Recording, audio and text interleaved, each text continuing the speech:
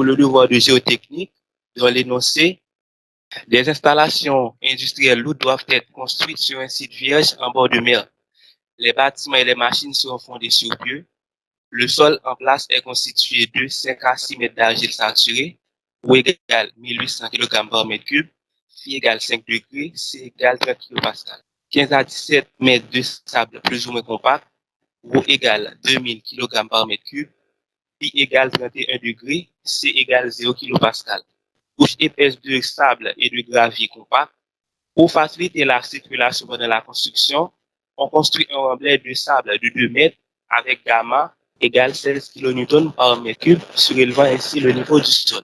On demande de préciser la capacité portante d'un pieu de 1,5 m de diamètre et de 13 mètres de long. Et y a-t-il des précautions à prendre pour de tels types de pieux? Dans ce slide, on a le schéma avec la capacité portante du sol ici QP, la charge que va supporter le pieu noté ici QA, on a la hauteur du remblai qui est 2 mètres HF, on a la hauteur d'argile ici 5 à 6 mètres pour l'argile saturée, on a 15 à 17 mètres de sable moyen compact. Nous avons modélisé le schéma, ce sont les mêmes éléments, mais ici nous avons précisé le frottement négatif dû au remblai de 2 mètres. On a un frottement négatif Fn et on a la charge QP, la charge portante QA du pieu. Ici, on a un rappel pour le pouvoir portant limite d'un pieu qui est séparé en le pouvoir portant de sa base QP et la résistance du frottement latéral QS. Q total est égal à QP plus QS avec QP qui est égal à QBU par AB.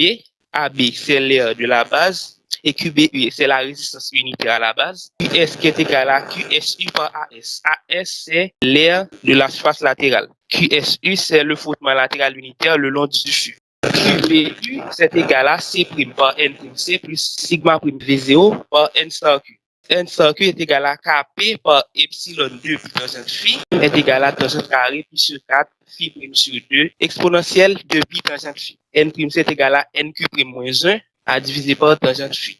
Ici, nous avons commencé par calculer la valeur du QP. Pour les données, on a phi qui est égal à 31. Nous allons chercher la valeur du sigma prime V0. Dans le tableau à droite, nous avons pour chaque valeur phi donnée une valeur de NQ et une valeur de NC. C' est égal à 0. Le deuxième terme s'annule. Sigma prime V est égal à 16 par 2 plus 17,64 qui est la valeur 1800 kg par mètre cube à multiplier par 980 divisé par 1000. C'est pour l'argile saturée qui est multiplié par 6 plus 19,6 multiplié par 5 sans oublier de retirer le poids volumique de l'eau dans tout ça. On a sigma prime V qui est égal à 128 kN par mètre carré. En plaçant ça dans QBU, on trouve QBU égal à 128 kN à multiplier par 67,08. QBU est égal à 8586 kN par mètre carré. La surface de la base, c'est pi d carré sur 4. On aura une surface qui est égale à 1,77 mètres carrés. En remplaçant ça, on trouve QP est égal à 1,77 à multiplier par 8586 kN par mètre cube, 15197 kN. D'après la méthode de Meyerhof, pour chaque valeur de QP trouvée dans un pieu, on a une valeur de QP à ne pas dépasser. Cette valeur de QP est égale à l'air à multiplier par la résistance limite. La résistance limite, c'est égal à 1/2 par la pression atmosphérique à multiplier par NQ', à multiplier par tangente phi'. Si la valeur de QP trouvée est plus grande que cette valeur-là, on va prendre la valeur trouvée ici. Nous avons PA qui est égal à 100 kN par mètre carré. Phi est l'angle de frottement effectif du sol qui est égal à 31 degrés. QP est égal à 0,5 multiplié par 100 par 67,08 multiplié par tangente phi', et ce qui est égal à 3567 kN. Nous allons calculer la valeur L1 qui est la hauteur par rapport à l'axe neutre du pieu.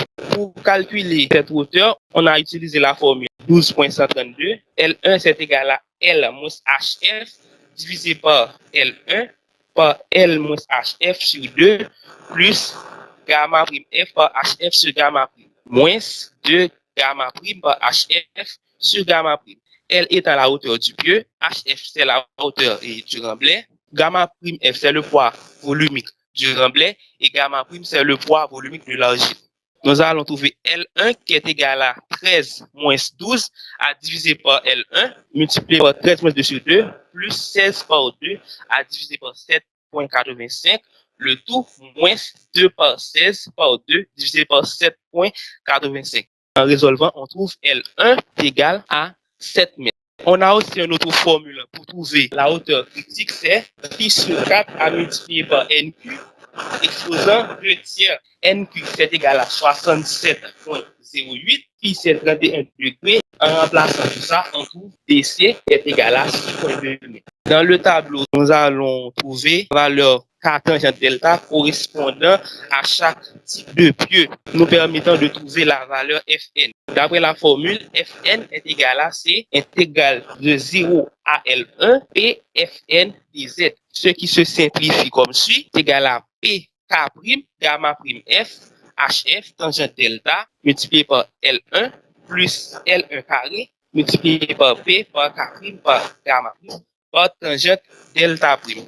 Nous sommes en présence d'un pieu foré pour l'argile K tangente delta qui est égal à 0,15. Pour le remblai de sable, on a un K tangente delta qui est égal à 1. Nous allons remplacer tout ça dans la formule de Fn. On trouve Fn est égal à 4,71 multiplié par 0,15 multiplié par 16 par 2 par 6 et le tout plus 6 au carré multiplié par 4,71 multiplié par 17,64 moins 9,81 et le tout multiplié par 1 qui est 4 tangente delta, le tout multiplié par 1/2. On trouve Fn est égal à 1061 kN.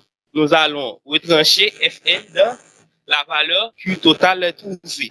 Q totale sera égal à 3587 moins 1061. On trouve Q total qui est égal à 2506 kN. L'un des plus gros problèmes que l'on puisse rencontrer, c'est le problème de l'éboulement. Il faut s'assurer que l'on est en présence d'un sol assez cohérent pour soutenir un pieu foré. Il faut ensuite vérifier si le sol n'est pas creux et il faut s'assurer de la stabilité des pieux et précédemment forés. S'il y a des questions, on les attend. Merci beaucoup. Merci au groupe 2 pour cette présentation.